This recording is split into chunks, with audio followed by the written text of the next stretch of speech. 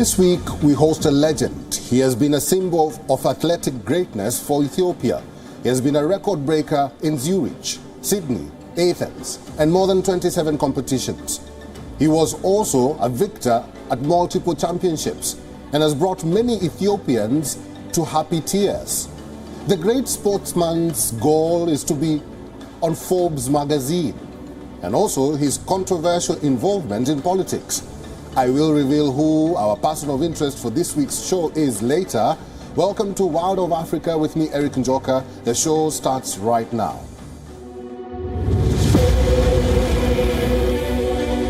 Sudan's main political coalition presented its vision for a fully civilian-led authority to lead a transition to elections following stepped-up efforts to end an 11-month-old stalemate between the ruling military and pro-democracy forces. A 2021 military coup ended a power-sharing partnership between the armed forces and the Forces of Freedom and Change coalition, derailed a transition to democratic elections, and plunged the country into political and economic turmoil. Nearing the anniversary of the takeover, the military has not yet succeeded in naming a prime minister.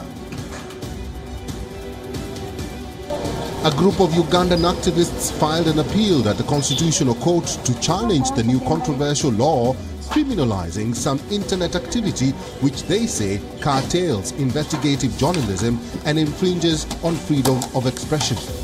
A total of 13 petitioners lodged the complaint over the legislation, which was signed into law by veteran President Yoweri Museveni early October. Tanzania's President Samia Suluhu Hassan has expressed concern over the high birth rate in the East African country and urged citizens to take up birth control measures. It is a major reversal from the position of her predecessor, the late John Magufuli, who openly encouraged women not to use contraception.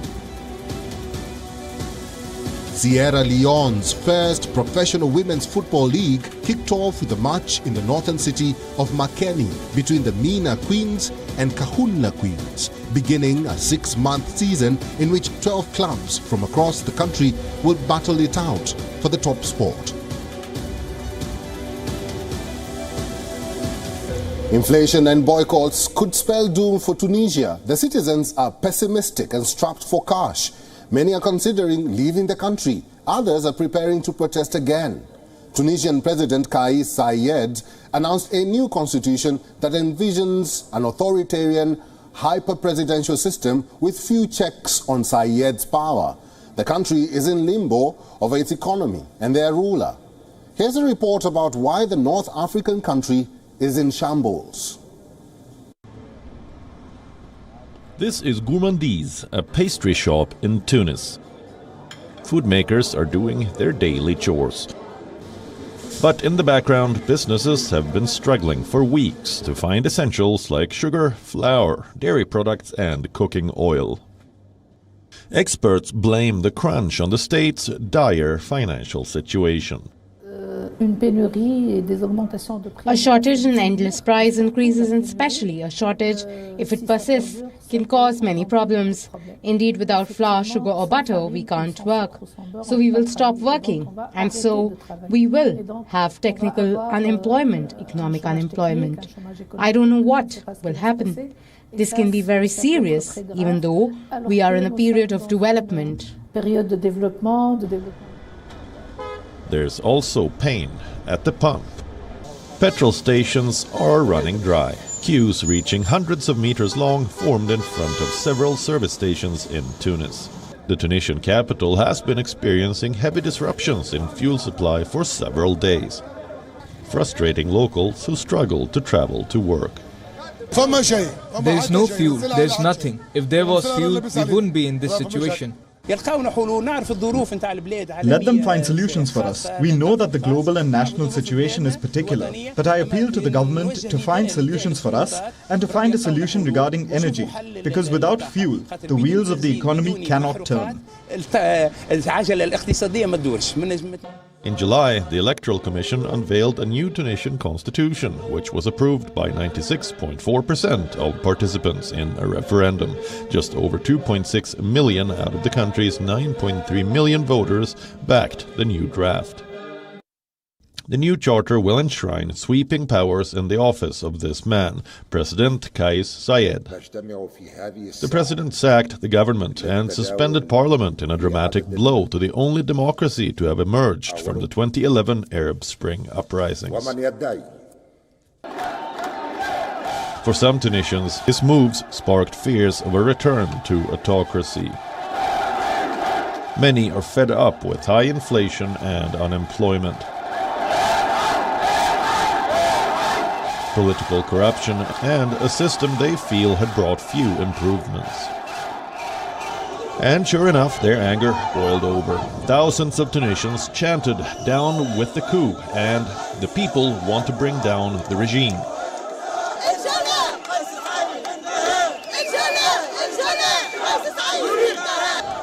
And they demonstrated in the capital, Tunis, denouncing a power grab by President Kais Saied and demanding accountability for the country's long-running economic crisis.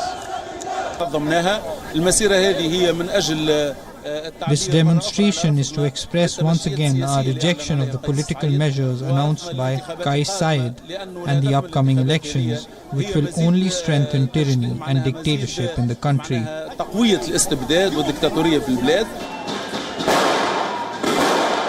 Public fury is growing. Insecurity is on the rise. Like in this recent violent flare-up, protesters clashed with security forces in the outskirts of Tunis, demanding answers following the death of a young man who was apparently injured by the police.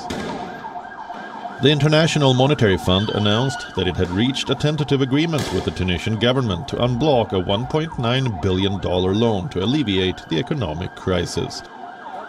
But many say if Saied stays, Tunisia will have no future. Bureau Report, World of Africa. Nigerians have been warned to brace up for serious food crisis ahead following the menace of banditry and flooding currently ravaging the country. Prices of food items are skyrocketing in various supermarkets across the West African nation, and the federal government is being asked to act and save the situation. Here's a report by WION correspondent Louisa Olaniyi from Lagos. This is the regular Mile 12 market, the biggest market in Lagos, Nigeria, where merchants, vendors, buyers and sellers from east, north, west and south come to trade of their farm produce. In recent times, prices of commodities have hit a high as both vendors, buyers and sellers have attributed various reasons why this happens. This is a basket of tomato that goes ordinarily for as low as 5,000.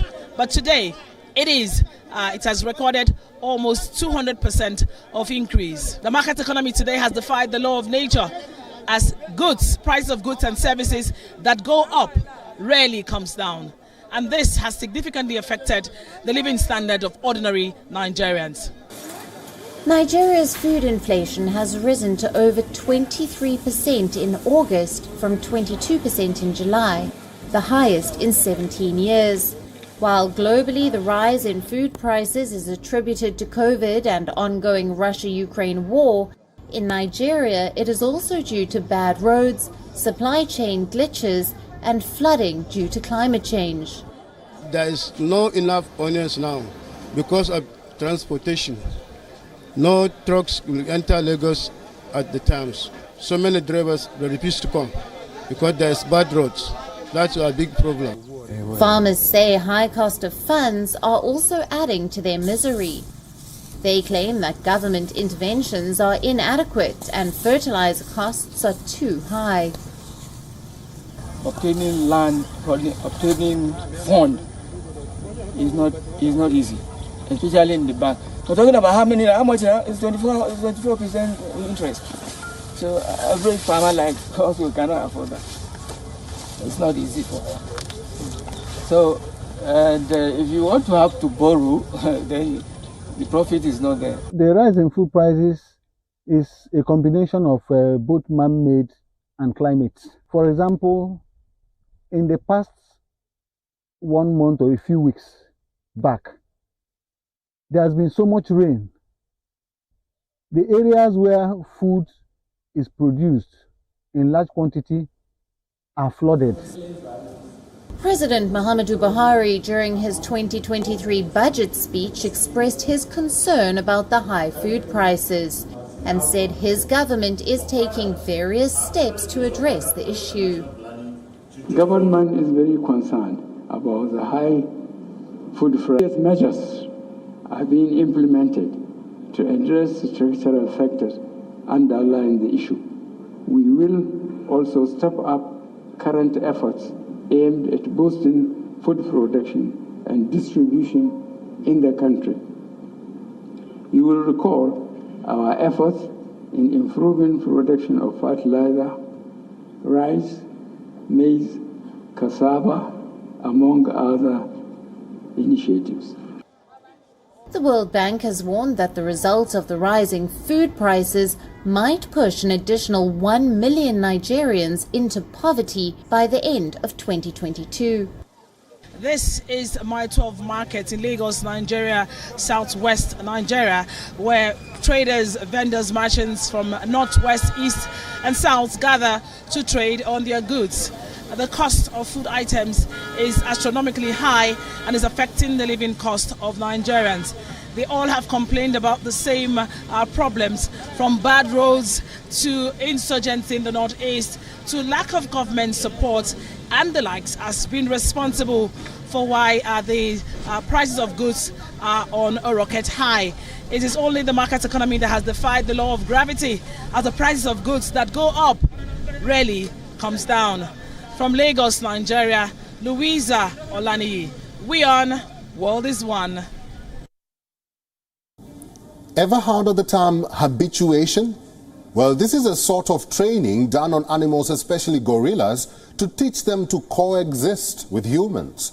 This process is being undertaken in south of Cameroon with the aim of eventually developing ecotourism to generate income and, above all, to encourage the inhabitants to take care of their environment. Here's a report from Campo, Cameroon. This is the Campo Ma'an National Park, a vast area of virgin forest on an island called Dipikar. It is located near the southern border with Equatorial Guinea. Matoto, a female gorilla at the park, is going about her business. She is among a group of 12 gorillas who for 10 years have been undergoing a transformation under the World Wildlife Fund. Dr. Michael Kowong, a wildlife vet, walks across the bridge over the Bongola River for his routine checkup at the camp. The 264,000-hectare forest is home to 500 plant species, 80 species of mammals, including gorillas and elephants, 249 fish, reptiles, 80 species of amphibians, and over 300 species of birds. However, the inhabitants living on the outskirts of the park are victims of animal attacks. The Conservation Service has now come up with a solution. Qui consiste à suivre les gorilles à longueur de journée. For the habituation work, it consists of following the gorillas all day long and for years to bring them to gradually accept human presence and come to consider humans as a neutral element, as an element that does not constitute a danger to safety. Un danger pour la sécurité. The project is meant to familiarize a group of gorillas with human presence in order to develop ecotourism. But how do they train the animals? Si, par exemple, le mâle dominant à la présence des hommes, il charge. If, for example, the dominant male is charging in the presence of humans, immediately make note of the fact that he does not accept humans. But when the members of the monitoring team show up and that they continue to go about their daily business as normal, that is eating, playing, nesting, sleeping without the presence worrying the gorilla group, then the group can be considered a custom. Human-wildlife conflicts on the edge of dense forests are on the rise in Cameroon, and cases of crop destruction are mainly recorded near the protected animal reserves, especially in the north. Destruction of fields has increased significantly since the agro-industry set up shop on the outskirts of the park. Most Cameroonians, however, demean conservation efforts. Vous savez que notre cas spécifique au Cameroun, c'est que les populations pensent que... You know that our specific case in Cameroon is that the populations think that conservation does not bring them anything. We really need to strike a balance so that people understand that by preserving, we can also develop. Because there are ecotourism resources that can be developed. The populations can organize themselves around these projects and have direct benefits from it. According to the Ministry of Forests and Wildlife, Cameroonian law does not provide for compensation for victims of animal attacks in the park. WWF said it is testing and studying the possibility of an insurance system to compensate victims in case of attacks. Some have opted for another type of insurance, installing beehives on their plantation to repel elephants. But the conservationists are hoping that habituation will be a successful and long-running solution that could protect the endangered apes. Bureau Report, World of Africa.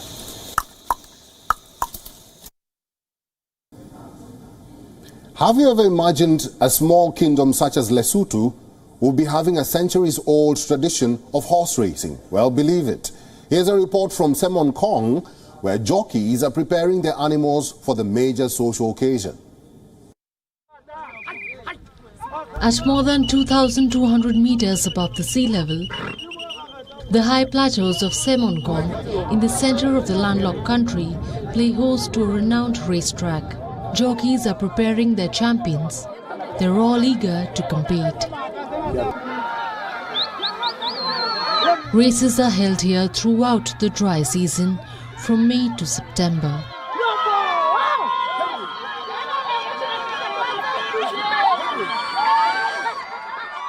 Up to the beginning of winter, with most prestigious day marking King Letsie III's birthday in July. Today, a few hundred people, most wrapped in bright traditional shepherd's blankets, have gathered to watch dozens of riders square off under the pale sun. No, this is beautiful. I mean, to see people organizing themselves like this, and I think it's really great. I enjoy it. The horse came to Lesotho with European settlers in the 19th century.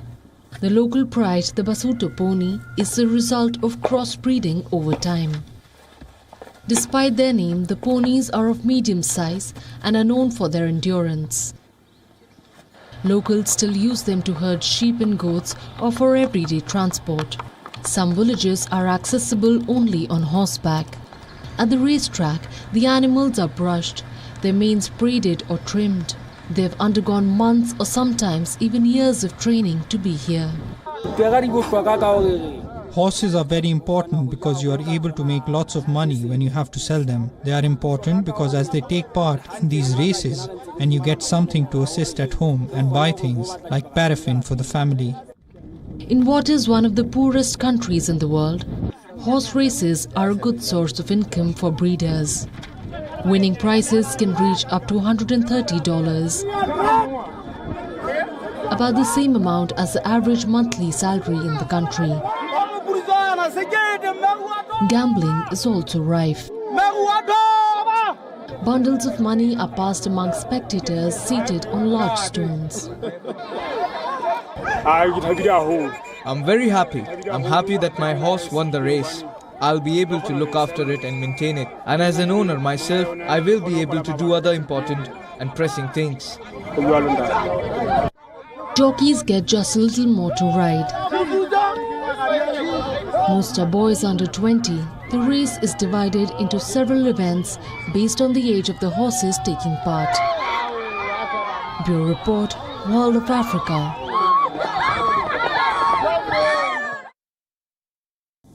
He was in Delhi for the half marathon as an international ambassador. He is considered one of the most successful marathoners in the world, who is now a business magnate in Ethiopia. I had a candid conversation with Haile Gebrselassie in this exclusive interview. Watch. He clinched 2 Olympic gold medals, 8 World Championship victories, and 27 World records in his 20-year, career as a marathoner.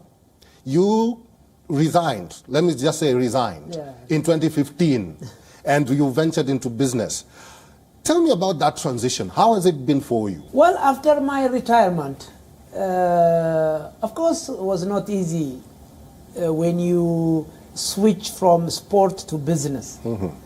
Of course, there is a similarity between business and sport, but mostly they're different, very big difference between business and sport. When you do sport, you have very few people around you, the coach, the physiotherapy, the manager, that's all. But when you do business, you have to dealing with 1,000 people, and that's a problem. But thanks to God, I'm working on it, and but it's still learning. I'm a junior for business. You're a junior for business. Yeah, I'm a junior for business. Well, it's a really a big challenge. You achieved so much in your 20-year career. Now you're in your 40s. Do you miss the sport? Would you go back to running? I wish to go back to competing. Still, I'm running. As you said, just almost late 40. I'm 50, 49.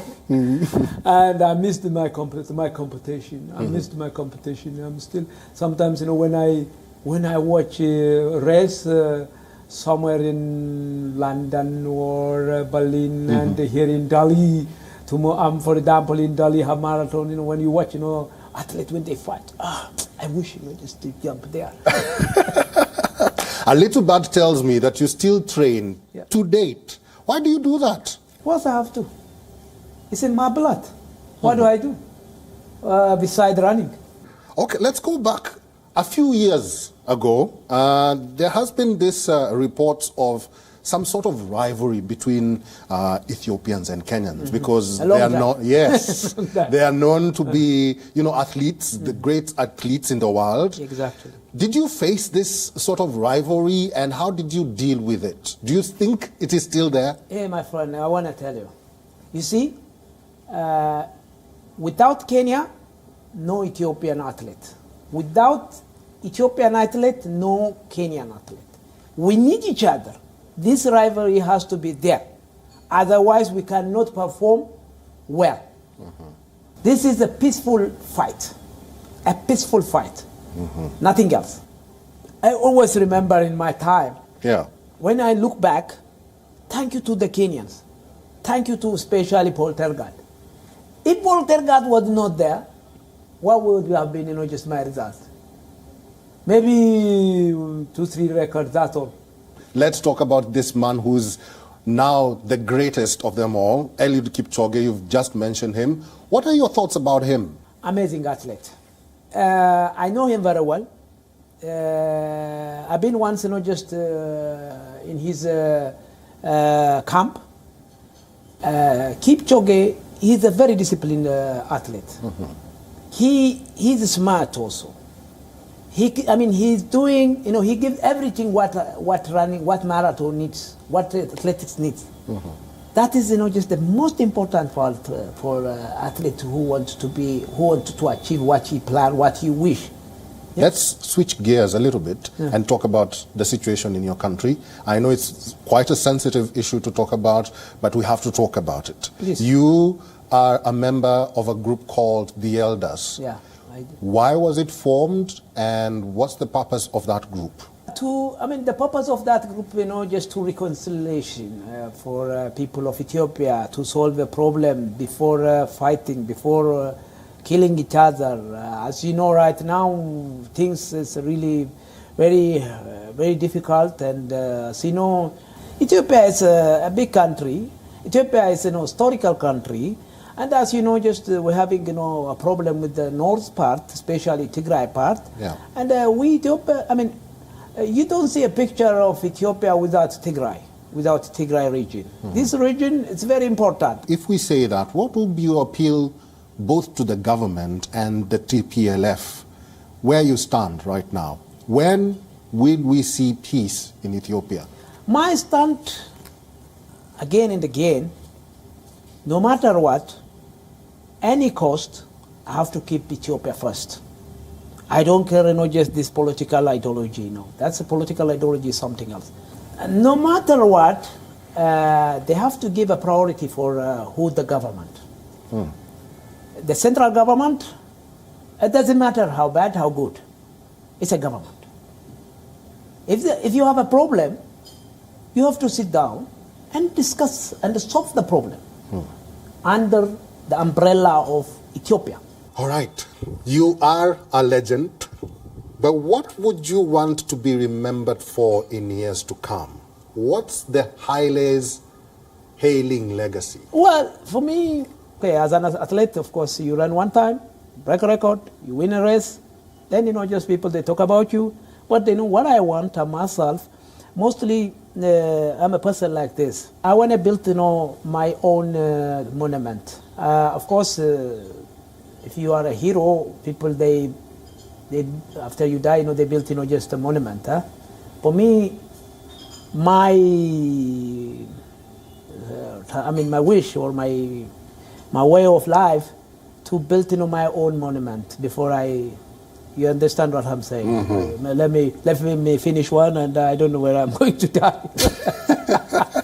We wish you all the very best.